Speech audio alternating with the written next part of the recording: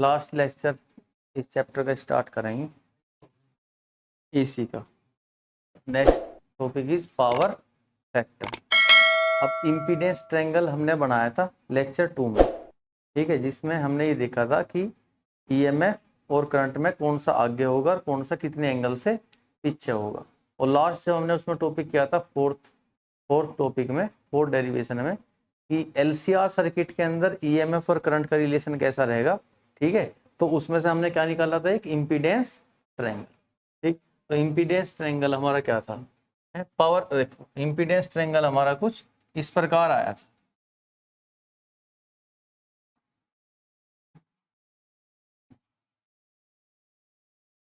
ठीक, ये एंगल कितना था, फाई, ये था इम्पीडेंस जेड, इधर था रेजिस्टेंस आर और इधर था एक्सएल माइनस एक्सी। तो ये जो एंगल है इसी का कोस फाई, इसे क्या कहते हैं, पावर फैक्टर, ठीक है। तो कोस फाई हमारा क्या होगा, कोस फाई क्या होता है, बेस अपॉन हाइपोटेनस। तो बेस कितना, आर रेजिस्टेंस, और हमारा जो हाइपोटेनस है वो क्या है, इम्पीडेंस। तो the ratio of resistance to the impedance that is known as power factor, ठीक। The ratio of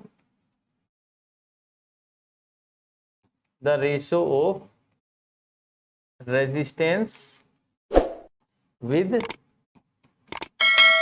impedance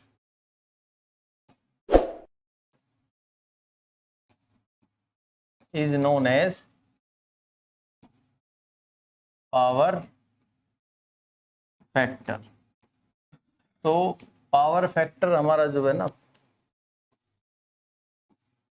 power factor जो है ये हमारा क्या होता है, कोस पाई, इसी हो गया cos phi that is equal to R by Z, ये पावर फैक्टर है कोस पाई।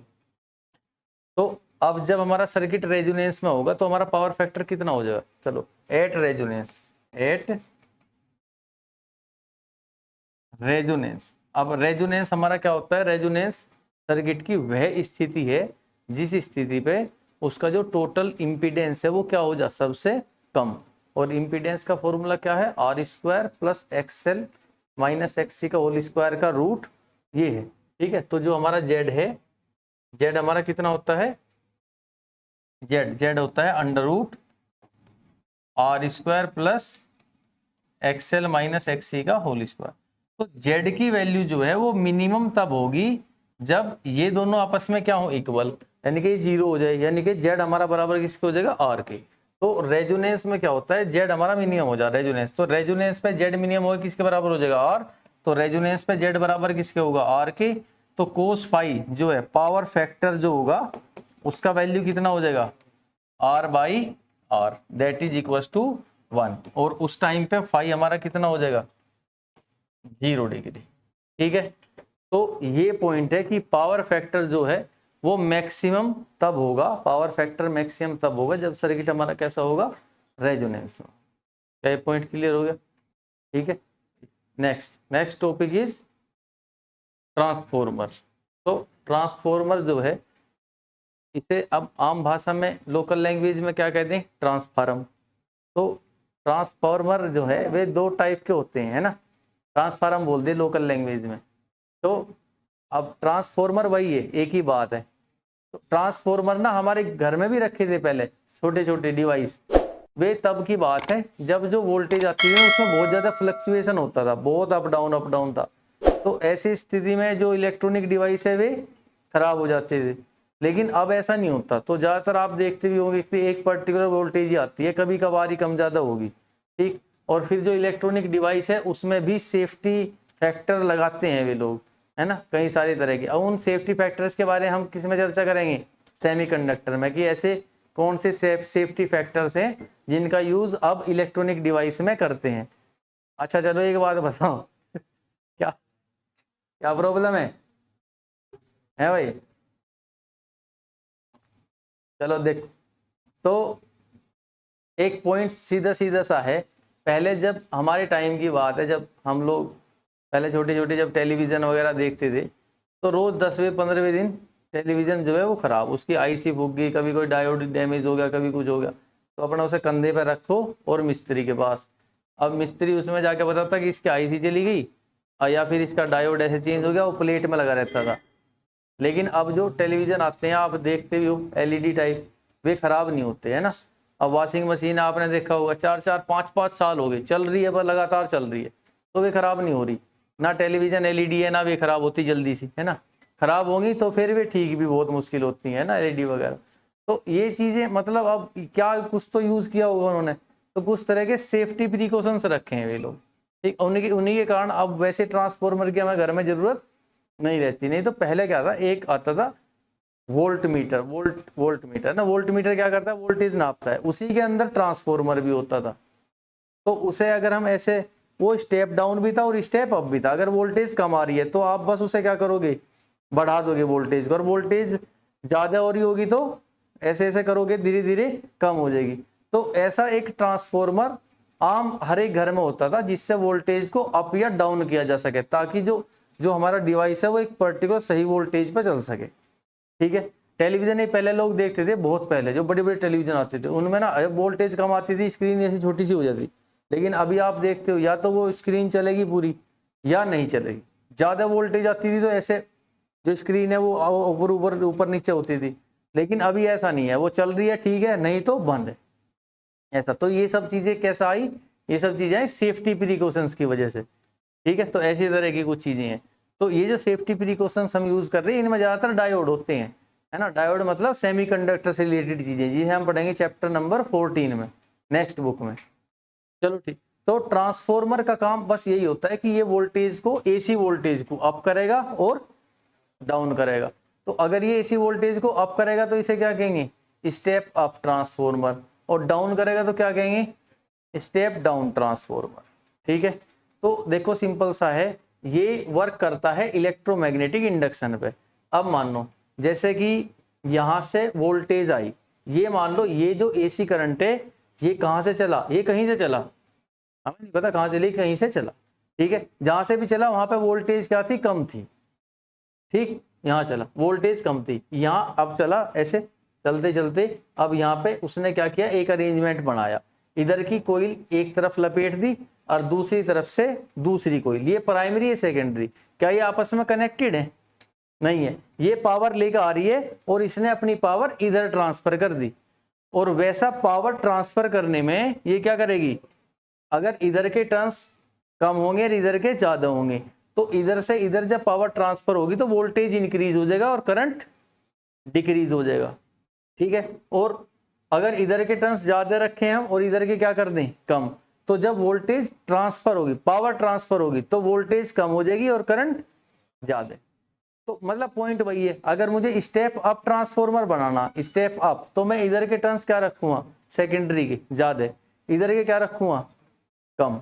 और स्टेप डाउन बनाना, मुझे वोल्टेज कम चाहिए, जितनी आ रही है उधर से उससे भी कम चाहिए वोल्टेज, तो उसके लिए क्या करूंगा, इधर के टर्न्स ज्यादा रखूंगा, इधर के टर्न्स कम, तो ये हो जाएगा स्टेप डाउन ट्रांसफॉर्मर। आप जो गांव में आम तौर पे जो ट्रांसफॉर्मर लगे होते हैं वे कैसे ट्रांसफॉर्मर है, तो वे होते हैं स्टेप डाउन ट्रांसफॉर्मर। क्योंकि देखो कहीं पे गांव का कोई पावर हाउस है, ठीक, अब उस पावर हाउस से बड़े खंबे से जो है करंट आ रहा है, अब वो करंट की वोल्टेज क्या है 11,000 वोल्ट, तो हमें घर में कितनी चाहिए 220 वोल्ट।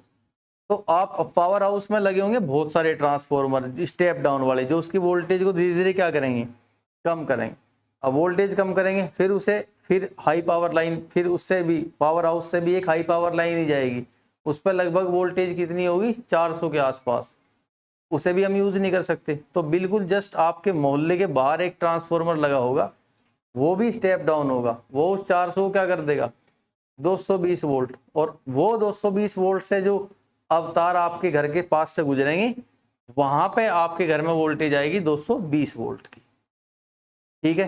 तो step down transformer, step down transformer है, इसका मतलब देखो अब उधर से जो तार आ रहे हैं ट्रांसफॉर्मर से, उनके वोल्टेज क्या है ज्यादा, मुझे क्या चाहिए कम, तो मैं इधर नंबर ऑफ टर्न्स क्या रखूंगा ज्यादा, इधर क्या रखूंगा कम। ये जो यहाँ पे डायग्राम बनाया गया ये स्टेप अप ट्रांसफॉर्मर का है, लेकिन स्टेप डाउन होता तो जैसे मैं बता रहा हूँ एग्जांपल दे रहा हूँ, तो इधर नंबर ऑफ टर्न्स ज्यादा होते और इधर कम। बात क्लियर होगी। वैसा है। अच्छा, पहले टाइम में वो जो मैं बता रहा हूँ घर के अंदर जो वो वोल्ट मीटर होता था, उसमें जो ट्रांसफॉर्मर लगा वो दोनों टाइप का था, स्टेप अप भी, अप और डाउन भी। तो उसमें हमें ऐसे ऐसे कट ऐसे यूँ करके अप या डाउन करते थे। तो यहाँ पे कुछ लगी होगी, तो ये जैसे वो यहाँ पे टच होगी तो यहाँ तक के टर्न्स उसके अंदर आ गए। तो ऐसे नीचे करेंगे तो टर्न्स बढ़ते रहेंगे, वैसे करेंगे तो टर्न्स कम होते रहेंगे। तो मतलब स्टेप अप और डाउन दोनों तरफ काम करेगा वो। लेकिन ये परमानेंट ट्रांसफॉर्मर होते हैं जो पावर हाउस से चलते हैं।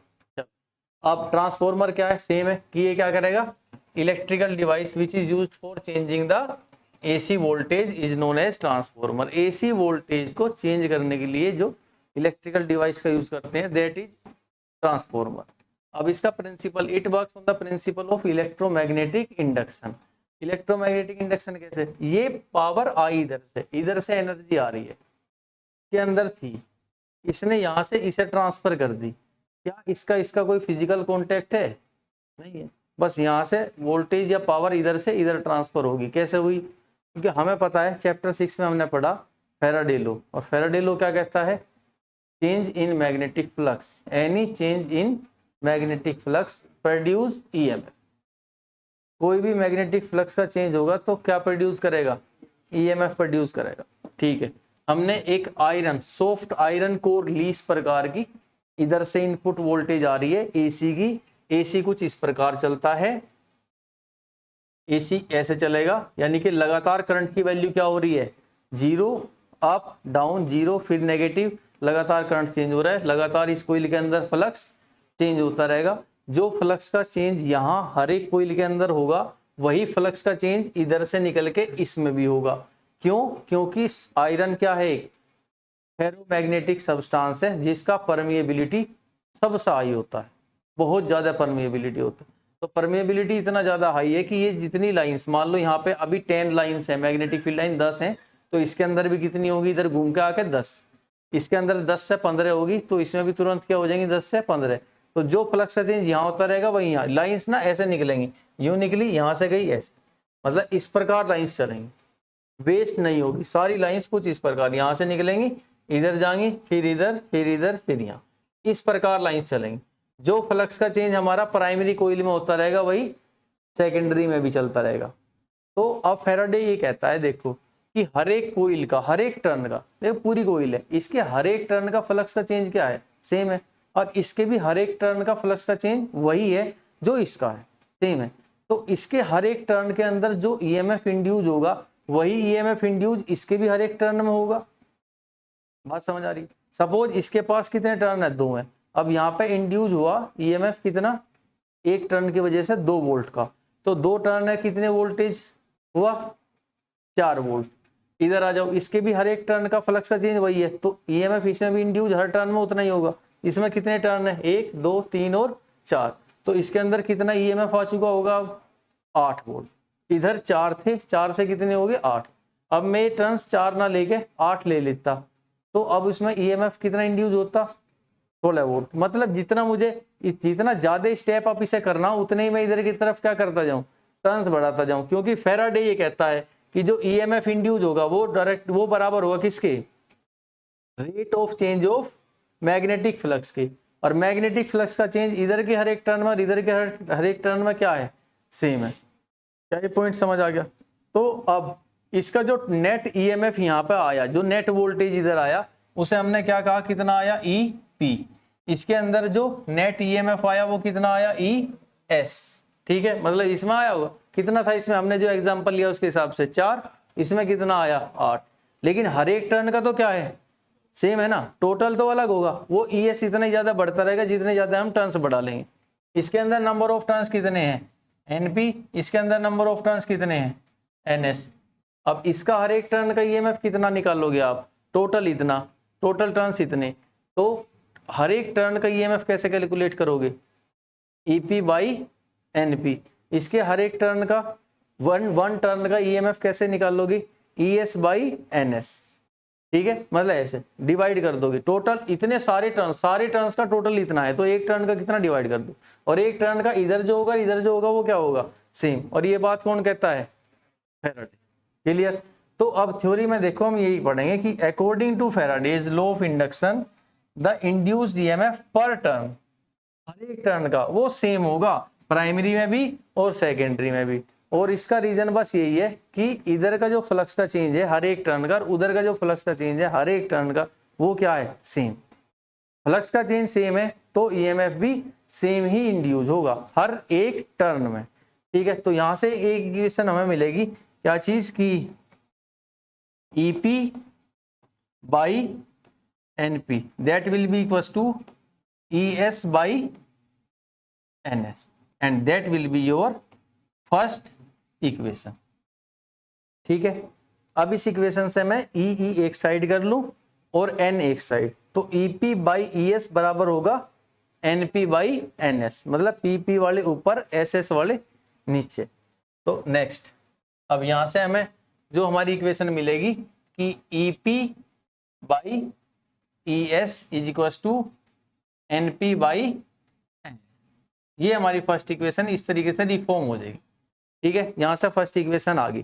तो फर्स्ट इक्वेशन हम कहां से लेकर आए, ट्रांसफॉर्मर की, फैराडे के लॉ से। ठीक है, सेकंड इक्वेशन कहां से लेकर आएंगे, पावर लॉस, कि पावर लॉस इसमें नहीं होगा, जितना पावर प्राइमरी कोइल लेके आई उतना ही पावर सारा का सारा वो ट्रांसफर कर देगी सेकेंडरी कोइल में। लेकिन आपको पता है कि ये चीजें सच नहीं होती, जो पावर कभी भी ट्रांसफर होगी ना तो उसमें हमेशा क्या होगा, एनर्जी का लॉस होगा, कोई ना कोई लॉस जरूर होता है। पावर पूरा ट्रांसफर कर दिया दैट मीन्स एफिशिएंसी कितनी हुई, 100%। दुनिया का कोई डिवाइस ऐसा नहीं है जिसका 100% एफिशिएंसी हो, किसी का नहीं होता, कहीं ना कहीं कोई ना कोई लॉस होता ही रहता है। इसमें भी कई तरह के हैं, लेकिन हम ऐसा एज्यूम करेंगे डेरिवेशन के लिए कि यहाँ पे पावर लॉस क्या है, 0। So let power loss in the transmission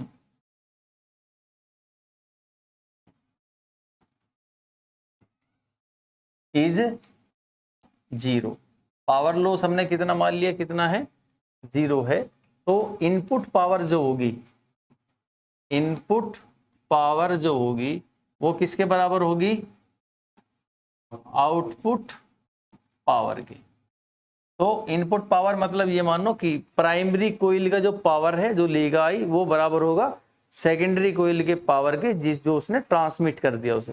तो पावर का फॉर्मूला क्या, वोल्टेज इनटू करंट, तो वो इसका वोल्टेज कितना है ईपी, करंट कितना है इसमें आईपी, बराबर होगा इसका वोल्टेज कितना है आईएस और करंट कितना होगा ईएस और करंट कितना होगा आईएस। इसमें भी ई एक साइड कर लो, तो यहाँ पे ईपी बाई ईएस बराबर हो गया I S by I P के, and that is your second. ये फर्स्ट इक्वेशन और ये सेकंड इक्वेशन। इन्हीं दो इक्वेशन से हम दोनों तरीके से कंसीडर करेंगे चीजें, कि एक बार हमने प्राइमरी के टर्म्स ज्यादा लिए सेकेंडरी से और एक बार सेकेंडरी के टर्म्स ज्यादा लिए, तो किस प्रकार वोल्टेज और करंट ट्रांसफर होगा।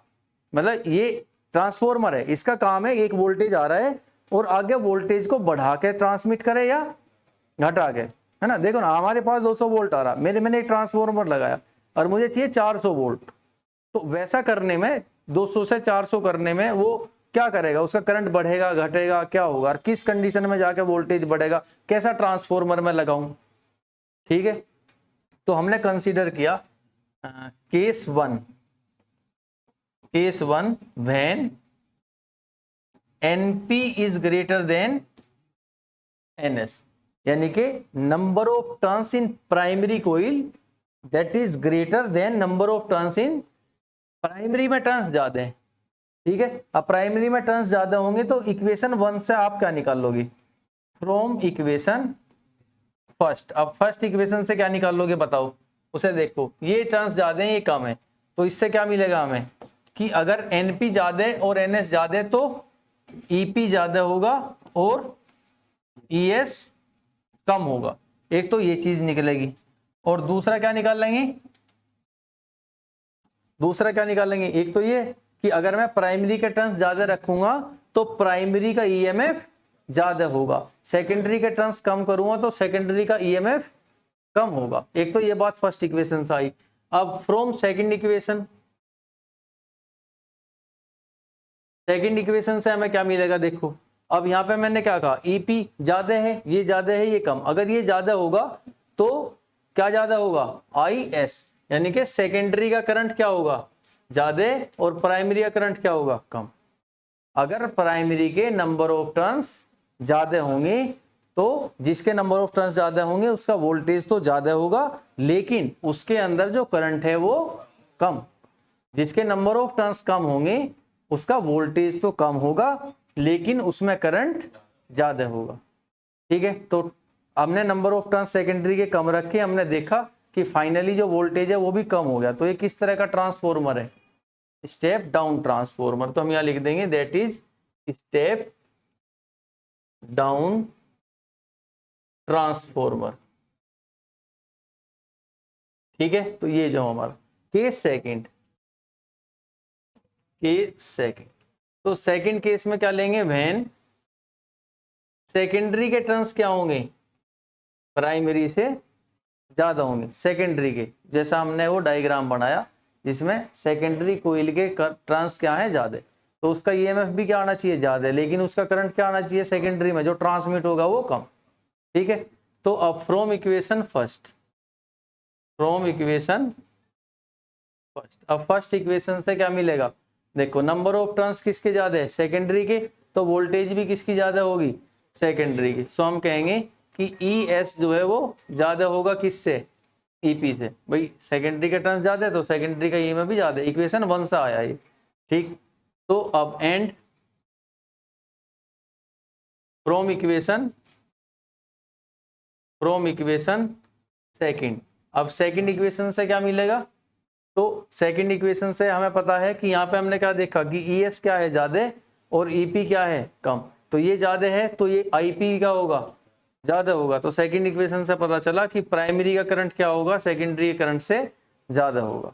ठीक, फिर समझो, अगर हमने सेकेंडरी के नंबर ऑफ टर्न्स ज्यादा लिए, सेकेंडरी में आउटपुट वाले में जो हमें चाहिए रिक्वायर्ड वाले में, उसमें नंबर ऑफ टर्न्स ज्यादा कर दिए, तो क्या होगा ये कि जितना वोल्टेज आ रहा है उससे ज्यादा वोल्टेज हमें मिलेगा, लेकिन करंट उससे कम मिलेगा जितना आ रहा है। तो करंट कम हो जाएगा, वोल्टेज बढ़ जाएगा। ठीक है पॉइंट। ठीक है, तो अब ये कौन सा ट्रांसफॉर्मर हुआ, स्टेप अप ट्रांसफॉर्मर। ठीक है, तो ये स्टेप अप ट्रांसफॉर्मर है। चलो ट्रांसफॉर्मर के विषय में इतनी बात थ्योरी हमने समझी। एक चीज अब फाइनली करेंगे, एफिशिएंसी। तो क्या किसी चीज की एफिशिएंसी 100% होती है, नहीं होती है ना। तो एफिशिएंसी क्या होती है, output by input multiply by 100, तो परसेंट में आ जाएगा। और अगर 1 में फैक्टर में देखना है तो बस इतना ही, आउटपुट बाई इनपुट। तो एफिशिएंसी जो होगी,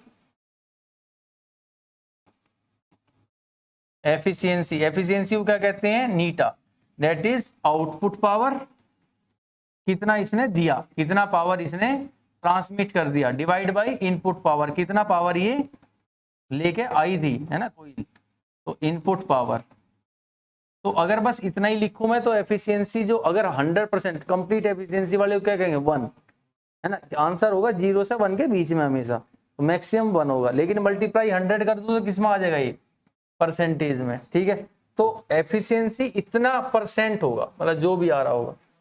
ठीक है, और ये कभी भी जो है 100% नहीं होता, इसका वैल्यू किसके रेंज में होगा, 80 to 90%। अगर इतना है तो बहुत अच्छा ट्रांसफॉर्मर है। ठीक है, तो इसमें ही लाई करेगा। ठीक, नेक्स्ट कुछ चीजें ट्रांसफॉर्मर के विषय में है, जैसे एनर्जी लॉस इन ट्रांसफॉर्मर। तो एनर्जी लॉस, अब हमने बताया कि जो एफिशिएंसी 100% नहीं होती, वो कुछ कमी होगी, तो कहीं ना कहीं तो एनर्जी का लॉस हो रहा होगा ना। अब ट्रांसफॉर्मर हमने क्या क्या चीजें लगाई, एक तो सॉफ्ट आयरन कोर लगाई।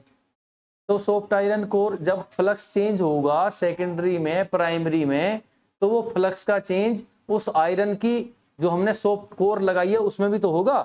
और जब उसके अंदर फ्लक्स का चेंज होगा तो वो भी कंडक्टर है, तो उसके अंदर भी तो क्या आ जाएगा, ईएमएफ आ जाएगा और करंट होगा। और उसके अंदर जो करंट होगा ना, एक मेटल की बॉडी के अंदर जो करंट होता है, वो जो करंट वहां पे होगा वो होगा एडी करंट के रूप में। अब एडी करंट जो है आपका वो टॉपिक सिलेबस में नहीं रहा। ठीक है, अदरवाइज देखो ये बस इतना ही समझ लो कि उसके अंदर भी करंट होगा, जिसकी वजह से क्या होगा, वो कोयल क्या हो जाएगी, हीट हो जाएगी, और जिससे कि उसकी एनर्जी क्या होगी, लॉस होगी। वहां पे एनर्जी कंप्लीटली लॉस होगी। ठीक है। तो एनर्जी लॉस होगी किसमें, इसे क्या कहेंगे, आयरन लॉस, यानी कि आयरन की वजह से जो लॉस हो रहा है। Iron loss is energy loss in the form of heat in the core of transformer which is due to formation of eddy currents. Eddy currents मतलब जैसे ये हमारी आयरन की शीट है, तो अगर इसके अंदर एडी करंट्स बनेंगे ना, अगर इस पूरी आयरन की शीट के अंदर फ्लक्स चेंज कराऊं तो इसमें कुछ इस तरह के करंट्स बनेंगे, ऐसे गोल गोल गोल गोल यूं, ठीक है, लहरों की तरह। एडी मतलब क्या होती है, लहरें, जैसे वाटर करंट, एडी करंट, ठीक है। तो वाटर करंट मतलब जैसे पानी की लहरें होती हैं ऐसे चारों तरफ, ऐसी ऐसी करंट बनेंगे, और ये करंट इसे बहुत ज्यादा हीट कर देंगे, ठीक है। तो ये इस तरीके से हमारा इसमें आयरन की वजह से लॉस होगा, क्योंकि कोर तो हमने आयरन की लगाई है, ठीक है। Next copper loss. अब जो आपने कोइल बनाई चारों तरफ, जो वायर्स लिए प्राइमरी के सेकेंडरी कोइल बनाई, वे किस चीज की हैं, कॉपर की हैं। तो कॉपर का भी तो रेजिस्टेंस होता है, कम हो जाए लेकिन रेजिस्टेंस तो होगा, तो वे तार भी क्या होंगे, गर्म होंगे, जूस लो ऑफ हीटिंग के हिसाब से। तो हीट एनर्जी के रूप में यहाँ भी एनर्जी का क्या होगा, लॉस होगा, ठीक। नेक्स्ट है लीकेज ऑफ मैग्नेटिक फ्लक्स। अब कहीं ना कहीं फ्लक्स भी लीकेज करेगा, अब चाहे वो फेरोमैग्नेटिक मटेरियल है, बहुत अच्छा मटेरियल है, लेकिन फिर भी इतनी हैवी फ्लक्स है तो कहीं ना कहीं थोड़ा बहुत फ्लक्स का लॉस भी हमेशा चलता ही है। नेक्स्ट ट्रांसफॉर्मर में आप ध्यान से सुनो, उसके पास खड़े हो गए जो बड़े बड़े ट्रांसफॉर्मर है, हमेशा उनसे एक साउंड आती रहेगी, हमेशा साउंड आती है। तो साउंड भी तो एनर्जी से ही प्रोड्यूस होगी, तो energy is also lost in the form of sound which is transmitted from the coil, ठीक है, कोइल से निकलती नहीं साउंड। तो यहाँ पे सब एनर्जी लॉस हो रहा है। फिर इसका यूज कहाँ होगा ट्रांसफॉर्मर का, तो ट्रांसफॉर्मर बहुत जगह पे यूज होता है। हाँ अभी इसका यूज बहुत कम है क्योंकि बिकॉज ऑफ सेफ्टी डिवाइस, लेकिन एक टाइम पे बहुत ज्यादा था, ठीक। तो ट्रांसफॉर्मर यूज होगा टेलीविजन में, regulator for television, refrigerator, computer, air conditioner. आपके घर में भी कभी एसी कंडीशनर लगा होगा, एयर कंडीशनर, उसके साइड में आपको एक बॉक्स मिलेगा, ठीक है। उस बॉक्स में हमेशा वोल्टेज चलती रहे, तो वो एक तरह का ट्रांसफॉर्मर भी है, उसके अंदर फिट होता है। तो वो अगर वोल्टेज कम हो रही होगी तो उसे बढ़ा देगा, ज्यादा होगी तो उसे कम कर देगा। स्टेप ऑटोमेटिक है, वो स्टेप अप भी है ऑटोमेटिक और स्टेप डाउन भी है। तो ऐसे बड़े बड़े जो हमारे डिवाइस होते हैं उनके अंदर लगे होते हैं ट्रांसफॉर्मर। नेक्स्ट है in the induction furnace. Induction furnace में, इंडक्शन फर्नेस का प्रिंसिपल कोई पूछेगा ना, तो उसका भी प्रिंसिपल क्या है, इलेक्ट्रोमैग्नेटिक इंडक्शन। बिना टच के हुए कोई एनर्जी ट्रांसफर हो रही है इलेक्ट्रोमैग्नेटिक इंडक्शन की वजह से, ठीक है। तो वहां पे इस चीज का यूज होगा। A step down transformer is used for welding purpose, welding purpose में भी यूज होता है, ठीक है। वहां पे in the transmission of AC over long distance, long distance में हमें एसी करंट को ट्रांसमिट करना है, तो हम ये चाहते हैं कि उसके अंदर करंट क्या हो, कम से कम, जिसके लिए हम वोल्टेज को क्या रखें, हाई से हाई। करंट जितना कम रखेंगे एक पर्टिकुलर पावर को ट्रांसमिट करने, करंट कम होना चाहिए। आप हीट एनर्जी के लॉस में, हीट एनर्जी के रूप में हमेशा एनर्जी का लॉस होता है जब भी कभी कोई पावर ट्रांसमिट करते हैं। और लंबी दूरी पर पावर ट्रांसमिट करनी है तो पावर लॉस, ही एनर्जी लॉस को हम क्या चाहेंगे, क्या हो, कम से कम। जिसके लिए आप क्या चाहोगे कि इसमें करंट क्या बने, कम से कम। तो उसके लिए वोल्टेज क्या करनी पड़ेगी, हाई से हाई। एक चीज हमने देख ली ट्रांसफॉर्मर में कि जितना वोल्टेज हम बढ़ाते रहेंगे करंट उतना ही कम होता रहेगा। तो जितना ज्यादा से ज्यादा वोल्टेज हो सकता है उतना हाई करके स्टेप अप ट्रांसफॉर्मर का यूज करके, और हम उसे एक लंबी दूरी पर ट्रांसमिट कर दें। उसके बाद जहां पे हम उसका यूज करेंगे तो वहां तो उतनी वोल्टेज की रिक्वायरमेंट है नहीं, कम चाहिएगी। तो क्या करेंगे फिर, कैसे ट्रांसफॉर्मर का यूज करेंगे, स्टेप डाउन का, और वोल्टेज क्या करते रहेंगे, कम, ठीक है। तो ये हमारा जो है कंप्लीट ट्रांसफॉर्मर था और चैप्टर की थ्योरी